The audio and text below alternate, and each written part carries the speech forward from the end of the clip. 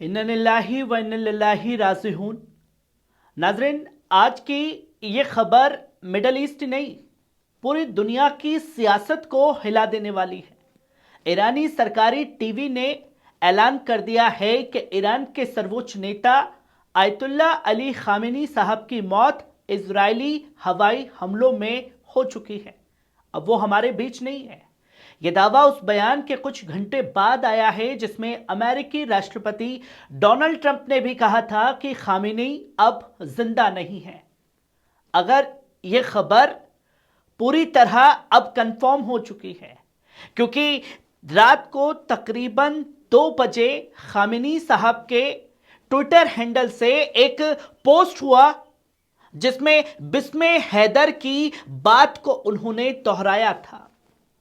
और दोस्तों, मुझे फक्र है आयतुल्ला अली खामेनी साहब पर कि मैं अपने आने वाली नस्लों को यह बता पाऊंगा कि एक मर्दे मुजाहिद को हमने अपनी आंखों से देखा था जो तानाशाहों के आगे झुका नहीं, हंसते हंसते मौत को चुना।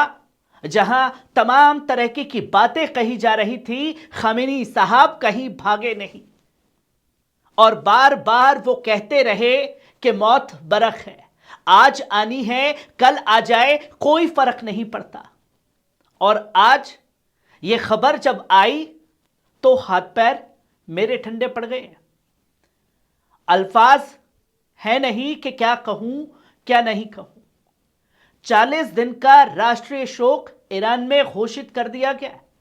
ईरान सरकार ने देश में 40 दिन का आम मातम घोषित किया है। साथ ही 7 दिनों तक सरकारी दफ्तर बंद रखने का भी ऐलान किया गया है। ईरान की सुप्रीम नेशनल सिक्योरिटी काउंसिल के बयान जारी करते हुए कहा कि यह शहादत एक नई बगावत की शुरुआत है। ईरान पीछे नहीं हटेगा।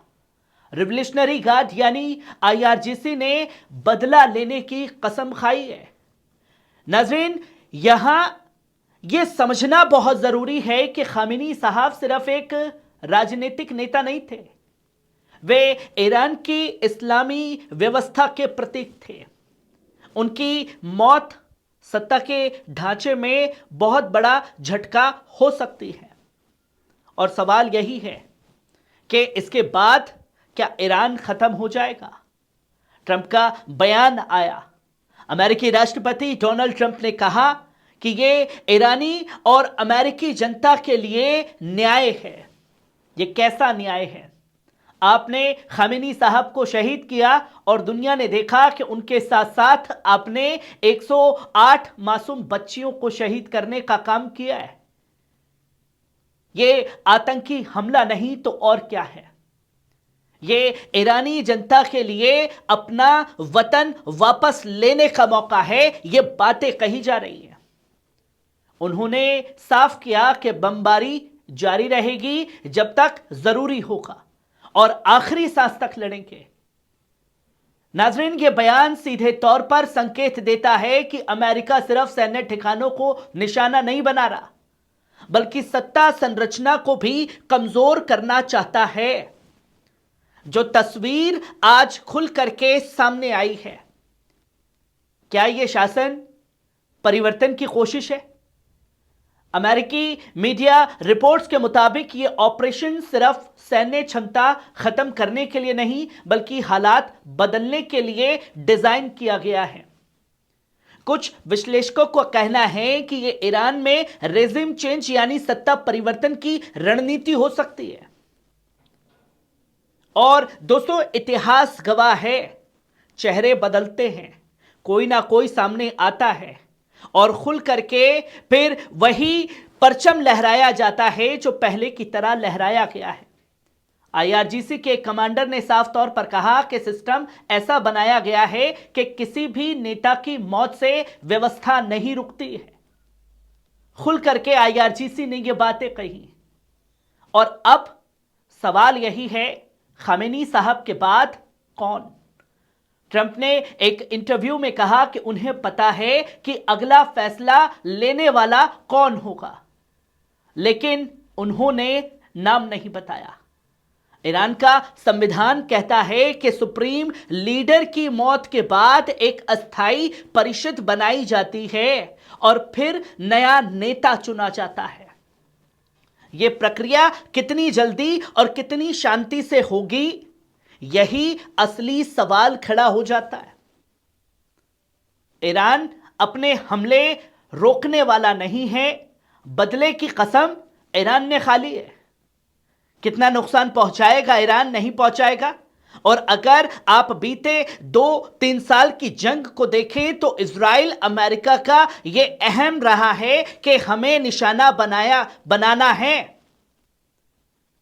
और दोस्तों, किसी की मौत का ऐलान पहले से खड़े हो करके ये 2 आतंकी चेहरे करते रहे हैं, एक डोनाल्ड ट्रंप और दूसरा बेंजामिन नेतन्याहू, जो कहते रहे कि हम एक बम से ही मार देंगे, आज नहीं तो कल मौत तय है। यह बात खामेनी साहब को भी पता था, पर मीडिया में चलता रहा कि खामेनी साहब भागे। पर आज दुनिया के सामने तस्वीरें हैं। और अब क्या कोई खाड़ी देश जो कल तक यह प्लानिंग कर रहे थे कि ईरान हम पर बम बरसा रहा है, वो खाड़ी देश अब ईरान के साथ खड़े होंगे? आज खामेनी साहब की बारी है तो कल तुम भी हो सकते हो। नतमस्तक रहो या लड़ो। इजरायली प्रधानमंत्री नेतन्याहू से बात की और कहा कि हम पूरी तरह एक मत हैं, जो कि डोनाल्ड ट्रंप और नेतन्याहू की यह बातचीत लोगों के सामने आई है। और सवाल यही है कि इसका असली असर किस पर होगा। नाज़रीन, जब भी बड़ी सियासत टकराती है, सबसे ज्यादा असर आम लोगों पर पड़ता है। ईरान की जनता पहले ही आर्थिक पाबंदियों और महंगाई से जूझ रही थी। अब युद्ध की आग उनके दरवाजे तक पहुंच चुकी है। खामेनी साहब को बताया जा रहा था हर चीज का जिम्मेदार, कहा जा रहा था कि खामेनी जिम्मेदार, और आज उस 90 साल के बुजुर्ग ने अपनी जान का बलिदान दे करके यह तय कर दिया कि वो मैदान में डटे हुए थे। और दोस्तों, यह इतिहास है खासतौर पर अमेरिका इजराइल का। वो ये सोचते हैं कि मेन चेहरे को खत्म कर दो तो हमने जंग जीत ली है। आपको याद होगा इस्माइल हानिया को जब शहीद किया गया था ईरान के अंदर, उसके बाद भी 2 साल चली। क्या यह लंबी जंग अमेरिका लड़ पाएगा? क्या ये अंत है ईरान की, या एक नए दौर की शुरुआत होगी ईरान में? हम हर अपडेट जिम्मेदारी और तस्दीक के साथ आपके सामने रखते रहेंगे। अल्लाह पूरे इलाके में अमन और इंसाफ कायम करे और मरहूम आयतुल्लाह अली खामेनी साहब को जन्नतुल फिरदौस में आला मकाम अता फरमाए।